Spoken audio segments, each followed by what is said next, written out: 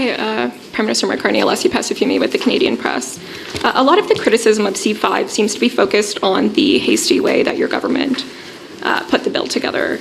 Do you have specific projects you're hoping to greenlight once the bill gets royal assent, and is that why you have rushed it through Parliament? No, I thank you for the question. It's actually the other way around. We need this legislation in order to begin the process of determining those nation-building projects. This legislation, in effect, is enabling legislation. It creates the ability to have nation-building projects. It creates the ability to flip, as I said, and as you've seen in legislation, the attitude towards those projects once they are selected, once conditions are put in place, how those projects can move forward as opposed to why. But this is where the real work begins once this becomes legislation, obviously moving to the Senate and beyond, but once it becomes legislation, is this process of identifying those projects. Now, the provinces have made a number of suggestions, many of them, potentially quite good suggestions, but the engagement needs to move from higher level concepts to more specific projects. The partnerships that need to be established will begin now, in effect, and the first step in that process will be those meetings I referenced, those launch meetings with Indigenous peoples, beginning with First Nations, then the Inuit and Métis. So that's the process to determine them. And last point, the projects obviously do need to meet the criteria that's set out in the bill. And I appreciate that you're mentioning now that you're having these meetings. I've been talking to chiefs and community members for the last 3 weeks, and they're talking about damaged relationships that your government, the Liberal Party, has built over 10 years. Was passing the bill in this way worth damaging those relationships? Well, I think there's a couple of things I'd put. One is that we've had consultations for this legislation with over 125 different Indigenous groups, organizations, first point. Second, this bill, which we ran on in the federal election, to be clear, the core of our offering in the federal election was to build Canada strong, was to build in a new way, was to build in response, to build at home one Canadian economy, the name of this act, but not just the name, the essence of this act, to build and to be masters in our own home, collectively, but to build in a truly Canadian way.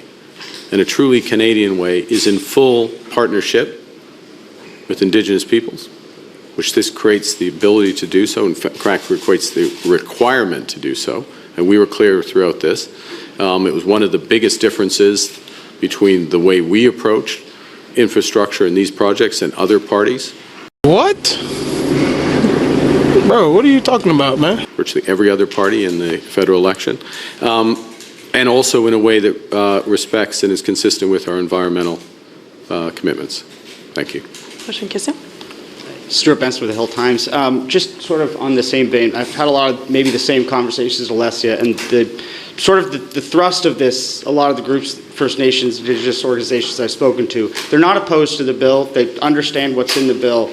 But when it comes to free, informed prior consent, they want to know that if a project needs their territory or their resources, that if they're opposed to it, that no will be a full sentence, full stop. And in the same way that in the bill it does require consent from the provinces, can you say once and for all, just unequivocally, that a no from a nation would be a full stop? So just to be clear, I think on all of these things we have to flip around the orientation. Projects are built in partnership. Nations are built in partnership. Nations are built positively, not negatively. It's a bold strategy, Cotton. Let's see if it pays off for them. If there are not groups coming together, if it's not in the interests of the country, if there's not directly, and it's absolutely clear, not just in the bill, but in the entire policies of this government. It's why we have the $10 billion Indigenous loan guarantee. It's why we are funding the consultations and the capacity building. It's why we're starting with the literal launch of the process of this nation-building process is with First Nations, literally that, in full partnership. And we're looking for, collectively, we're looking for those projects that will build the nation positively. So many of the questions come in a screen and a negative, but projects don't move forward unless you have that partnership and that positive. And that's what the positive aspect of free, prior, and informed consent means, and that aspect begins now. And just sort of something completely different, but not to immediately start nitpicking on the stuff you didn't get done this summer, but when I look at some of the other bills that have been proposed Summer, since it's the the first, election, literally the first day of summer. So, but I mean before the summer. But when I hear some of the rationales for why we needed to expedite Bill C5, I hear a lot of the same justifications that could be used for the border bill, C2, on. So I guess you're shaking your head, so you would disagree. So I was just wondering. Look, the government, focused on two things. Immediate affordability relief for Canadians, and the Ways and Means motion passing a middle-class tax cut that is delivered on July 1st, the cut in the GST for homes, and making permanent the cut in the consumer carbon tax. We delivered that. We delivered that. This is the worst. First thing. Secondly, the most important economic initiative this country has seen for a long time, you can pick the period of time, and ultimately will be judged by the projects that come, is this bill. This is what unlocks the potential of our country in partnership. This is what makes us different from the United States. This is what will make us more independent from the United States. This is what's going to move us forward, all coming together in a broad range of nation-building projects. This bill unlocks that. Yes, it unlocks it in quick time, but in quick time because we are in a crisis. And if you don't think we're in a crisis, go to Sault Ste. Marie, go to Hamilton, go to Windsor, go to Besançon, go to any lumber forestry project. And there's more coming. And this is the response. This is us being in charge of our destiny. That's why we pushed it. And I want to give full credit to all the members of the House who supported this bill, including the Conservative Party, who stood up and supported it because they recognized the importance of doing it. Question, Kissing. Next question. Good evening, Mr. Prime Minister Jeremy Sherrill, CTV News. Yep. You've been compared this week to former Prime Minister Stephen Harper and the way he pushed bills through. Is this going to be your approach moving forward?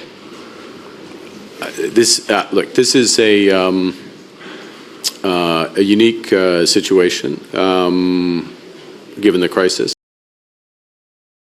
In my judgment, and I'll refer to my previous answer, and I will also refer to the cross-party support that this bill just received, the overwhelming support this bill just received, and that was through hard work. It was because it's the right response to the circumstance.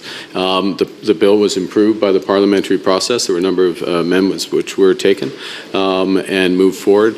And now the challenge is in very much, well, once it goes through the Senate and becomes full legislation, in the implementation.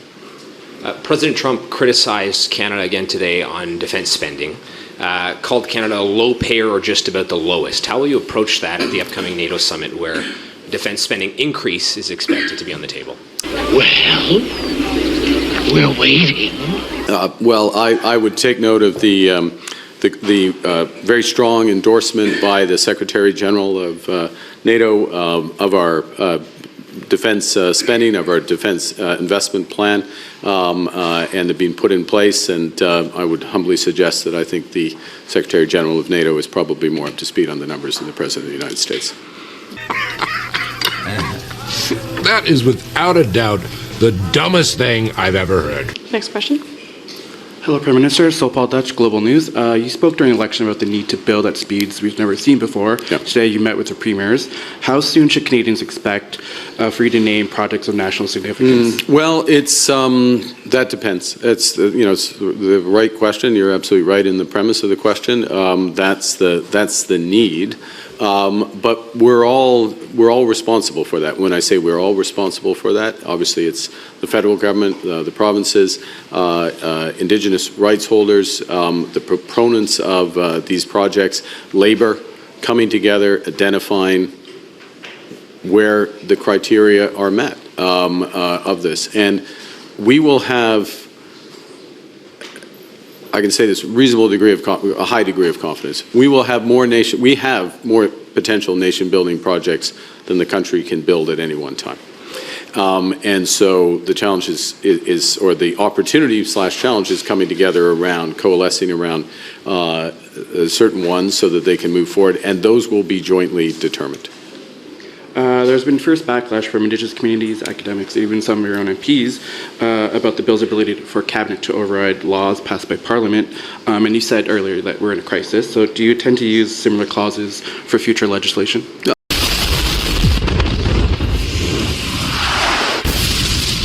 This is, no, short answer. I mean, this is unique balancing for what exactly the bill is seeking to achieve. And again, consistent with what we've been rightly stressing here is partnership with Indigenous peoples, but I will also stress consistency with our climate goals and environmental responsibilities.